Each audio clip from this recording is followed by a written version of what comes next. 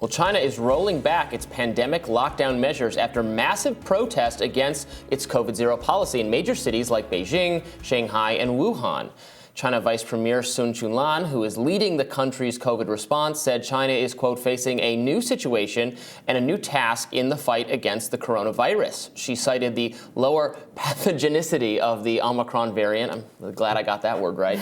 More widespread vaccination as reasons why China's COVID policy could be, quote, optimized in smaller steps. And we were doing a little research on China's vaccine, which they did not approve the mRNA vaccines that we have here. They have their own vaccine, the Sinovac vaccine, which out of the gates was not as effective as the Pfizer and Moderna vaccines, even with transmission of cases. Now, obviously, at this point, even our vaccines don't do all that well, but theirs right out of the gate wasn't doing as much. So they've not been able to rely on vaccines to the extent that I think the Western world has. So they've continued with this, pretty serious people not being able to leave their homes for various, sometimes at random times, sometimes all of a sudden, oh, now we're in a lockdown, you're kind of trapped wherever you are. And then we saw, obviously, that horrible, that fire where people were not able to get, rescue operators were not able to get there, and the people were not able to get out of the building. And that has kind of triggered this. Yeah, so there have been obviously these protests across China, and it's interesting that, the way that Fortune framed this was that the COVID policies were being tweaked. I think some of the coverage has been a little overly dramatic about this could be the end of zero COVID. I think the reality is that perhaps because of this political pressure, they are reevaluating some of the more draconian aspects of it, especially given the consequences of this fire. But they're not framing it that way. The vice premier that you mentioned before pointed to the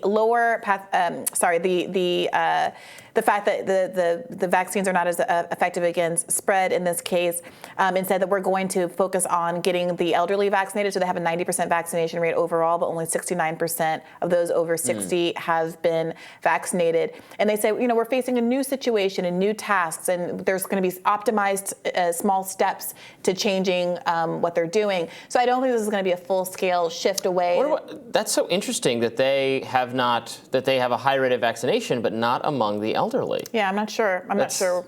Wrong. You want the high rate among the elderly. We all know, everyone knows, all health officials know, this has been known since the earliest days of the pandemic. It's not really contested by anyone that the elderly are by far the most at risk. They're logarithmically more at risk. Well, maybe it has something to do with not being able to access people in rural areas or something like that as easily. People might, it's obviously a large country, and I'm not sure exactly what might be driving that. But it's also worth noting that whatever you think about these policies, they've reported just a little over 5,000 COVID deaths in a country that's, 3 times bigger than us, over 3 times bigger than us.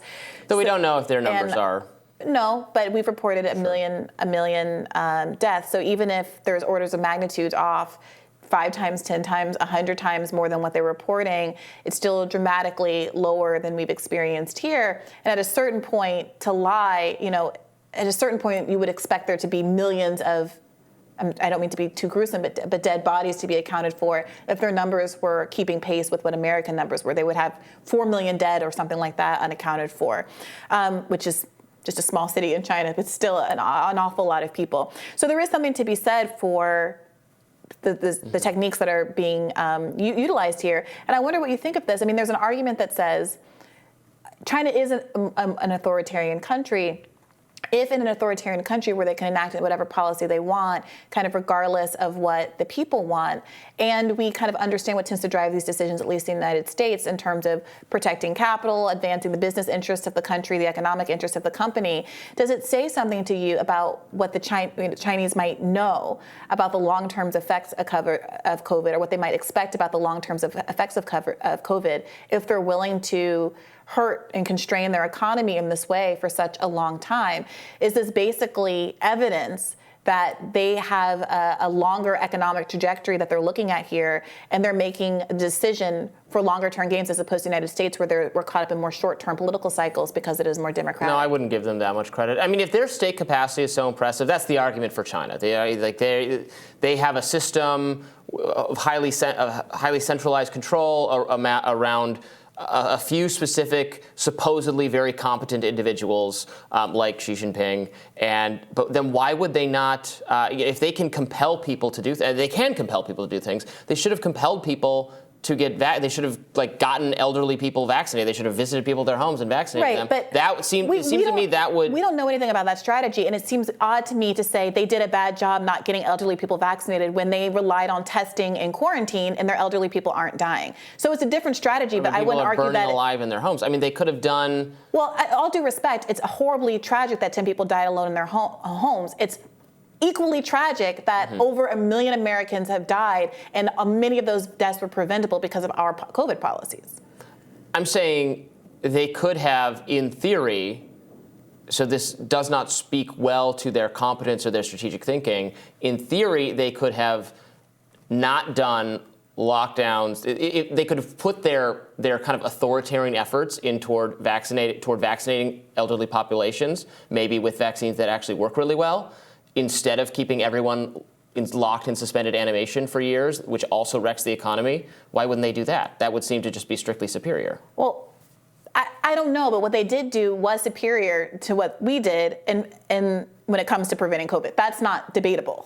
They have done a much better job. But it has right. So that being the case, it's just very odd to me that if there are alternatives, to sit here and say, well, that would have worked better when no one's tested that strategy, I think is not appropriate to do.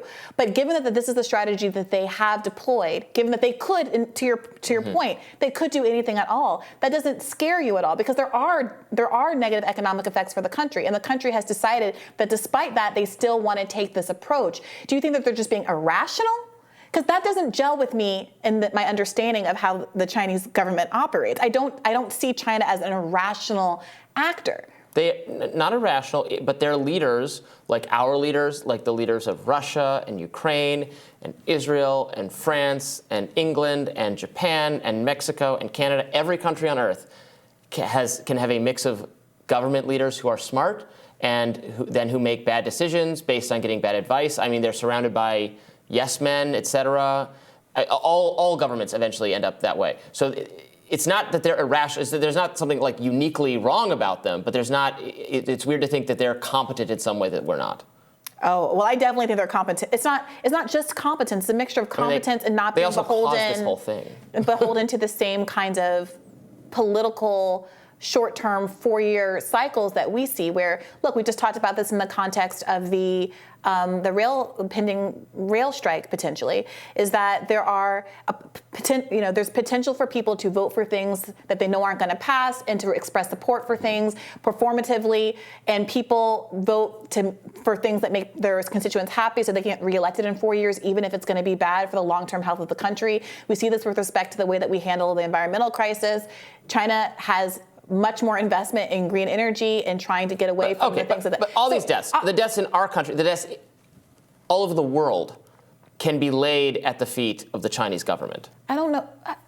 First of all, I participate in these segments with you about the origin of COVID-19. I don't know what it is. I've had Jeffrey Sachs on my program. I think that it is very possible that it originated in it was a designed lab leak scenario. I have no issue pointing out, pursuing any of that. I think it's probably likely, frankly, but I don't know that. Even if it wasn't that, but they took way too long to let the rest of the world know about this, to share the information they had. Even if it's, but I don't understand. So what is the argument here? That they released a virus that devastated their own country's economy, and they're doing a shutdown? No. They didn't do it intentionally. I'm not saying they did it intentionally, but you're speaking to their competence, to their. It speaks to their competence, is what I'm saying. No.